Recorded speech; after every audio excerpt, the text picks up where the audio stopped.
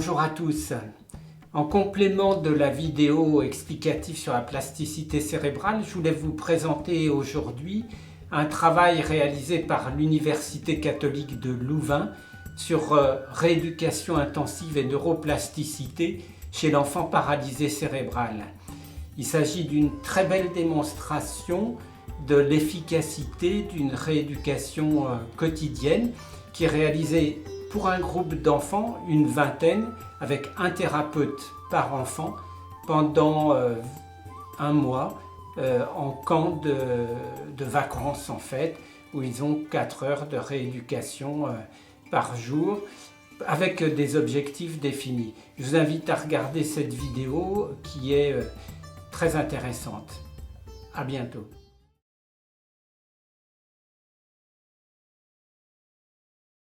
Je m'appelle Mehdi, j'ai 11 ans. J'aime bien jouer et j'aime pas du tout l'école parce que il faut travailler et je n'aime pas travailler. À part si j'ai envie.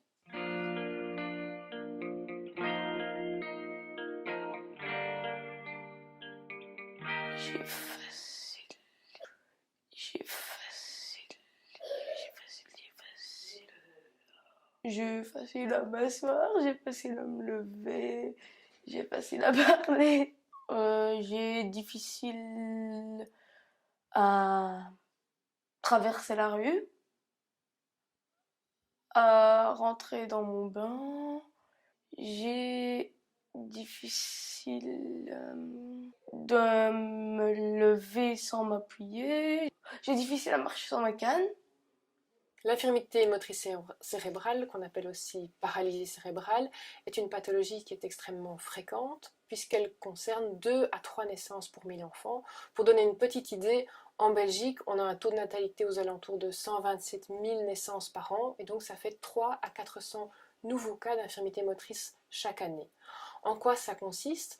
Eh bien, ce sont des enfants qui, soit avant, pendant ou après la naissance, ont une lésion au niveau du cerveau et cette lésion va générer des troubles qui vont être principalement moteurs mais qui peuvent également être d'ordre sensitif ou cognitif.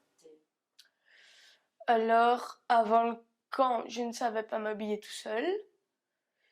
Je ne savais pas, enfin du moins, utiliser ma main droite. Je ne savais pas faire des boutons, je ne savais pas du tout marcher en portant quelque chose, vraiment pas du tout. Je ne savais pas tenir en équilibre pendant un certain temps. Donc les conséquences de cette lésion corticale vont être principalement motrices. Donc on peut avoir typiquement un enfant qui a une lésion d'un côté du cerveau, dans un hémisphère, va avoir une hémiplégie ou une hémiparésie, donc une partie du corps va être paralysée. Ça veut dire qu'il y a un mauvais contrôle des muscles et des mouvements, et alors typiquement la préhension des enfants et leur marche sont plus complexes.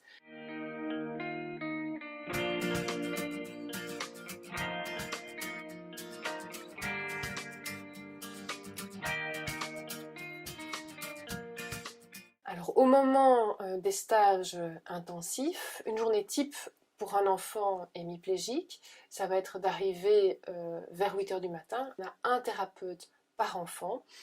Et de 8 h du matin jusqu'à midi, ils vont faire une série de jeux, chaque fois avec leur thérapeute. À certains moments, ils peuvent jouer en paire, mais chaque fois avec un thérapeute qui est toujours en train de stimuler et d'encourager. Vers midi, on va avoir le repas. Le repas fait intégralement partie du temps de rééducation, puisqu'on stimule les enfants à utiliser leurs 2 couverts. Pendant ce temps-là, les enfants sont tous autour d'une grande table. Ils sont toujours assis sur des ballons, puisque toutes nos activités dans lesquelles les enfants doivent être assis, pour qu'il y ait une stimulation posturale et locomotrice, elles sont proposées en assise sur des Swiss balls, donc des gros ballons. On a chaque jour une activité de groupe. Ça permet réellement qu'il y ait un moment de cohésion de groupe et où chaque enfant est témoin des progrès des autres enfants, ce qui est vraiment un facteur très positif d'émulation, puisque les enfants voient au fur et à mesure ce qui évolue chez les autres et ça les motive d'autant plus à poursuivre les progrès qu'ils sont en train de réaliser.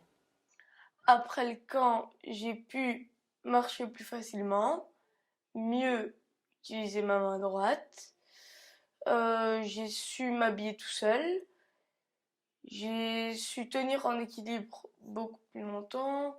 Puis l'équipe thérapeutique va se retrouver pendant 1 heure et demie pour ce qu'on appelle la phase de supervision. Donc les superviseurs de camp vont passer en revue avec l'ensemble des thérapeutes les évolutions de chaque enfant. Et en fonction de ça, on va proposer le type de jeu pour permettre au fur et à mesure d'ancrer chez ces enfants les progrès qui ont été obtenus. Pourquoi? Eh bien parce que des mouvements que les enfants ne parvenaient pas à faire au départ, typiquement, ils vont apparaître 1 fois sur 5 quand on demande d'essayer quelque chose. Et au fur et à mesure qu'on va répéter la tâche, on va arriver à 3 fois, 4 fois sur 5. Et finalement, on parviendra à ce que ces différents nouveaux mouvements s'automatisent et puissent être transférés dans les activités de la vie journalière des enfants. Au début, il venait fatigué, ça c'est vrai. Il venait fatigué. Et quand j'ai constaté le premier jour, il n'y avait pas grand changement. Le deuxième jour, il est rentré et il a essayé de se changer tout seul. Il ne voulait pas que je l'aide. Il n'a pas arrivé au premier, mais quand même, il a essayé. Et ça, Midi, il ne le faisait jamais. Après qu'il a passé son stage et tout ça, il a eu confiance en lui, énormément de confiance. Les résultats qu'on peut obtenir avec le traitement Habit-Heal, j'expliquais que c'était des changements à la fois sur le plan des membres supérieurs et des membres inférieurs, donc à la fois la manipulation et la marche. On peut les voir sur la figure qui est présentée ici. Alors, on voit ici des résultats pour le membre supérieur et là pour le membre inférieur. Et donc ce qu'on remarque, c'est que pendant les phases de traitement intensif, de manière systématique, on a une augmentation importante qui va se produire, alors qu'on a des résultats qui sont stables pendant les phases de traitement conventionnel. Au niveau du membre inférieur, ce que l'on remarque, c'est que ce soit pour l'endurance à la marche, qui est mesurée avec un test des 6 minutes, ou pour les activités de marche, eh bien, on a à nouveau une augmentation importante pendant les phases de rééducation intensive, alors qu'on a des phases stables pour le même nombre d'heures en traitement conventionnel. C'est ma fille, s'appelle Eva Bossu. Elle a 9 ans et demi. Elle a fait de formation avec Yannick Bleyeneuve de 10 jours en internat. Et ça l'a beaucoup aidée, ça lui a donné confiance en elle. Ça lui a permis de faire, justement de comprendre qu'elle avait une main et qu'elle pouvait utiliser sa petite jambe. Elle était beaucoup plus sûre d'elle en sortant. J'arrivais à utiliser ma main droite, je saute à cloche-pied, je savais faire de la trottinette.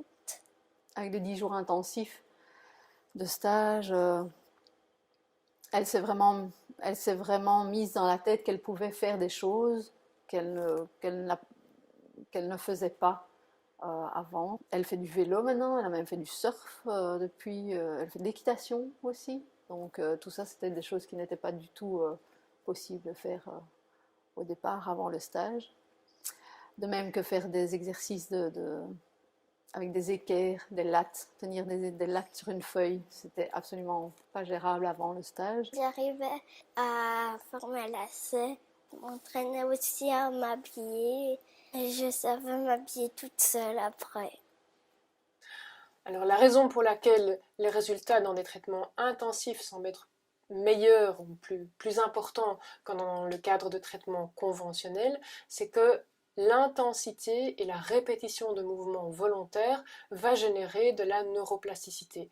C'est un petit peu le même principe que pour quelqu'un qui apprend à jouer d'un instrument de musique, ou pour quelqu'un qui apprend à jouer du tennis également, c'est que le phénomène d'entraînement va permettre d'avoir davantage de représentation sur le plan cortical d'un mouvement et que donc on va avoir davantage de possibilités d'affiner ce mouvement ou de créer de nouveaux mouvements. En utilisant de la stimulation magnétique transcrânienne, donc on applique un petit champ magnétique très focal sur différentes zones du cerveau, on peut définir quelles sont les zones du cerveau qui vont contrôler la main parétique d'un enfant.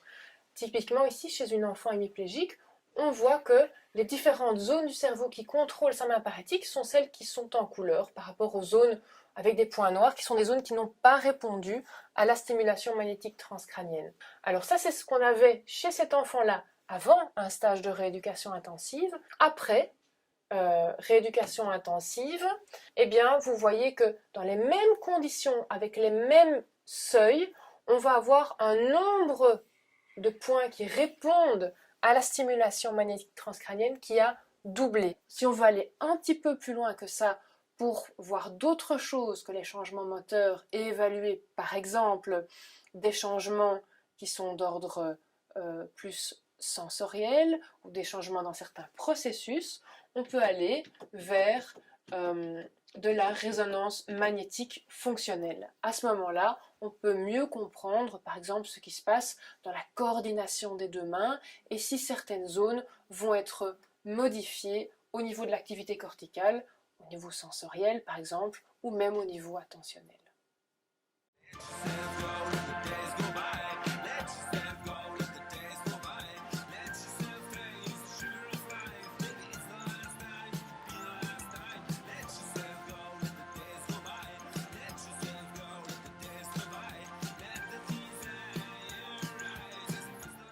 Donc où est-ce que je me vois? Je me vois en mathématicien.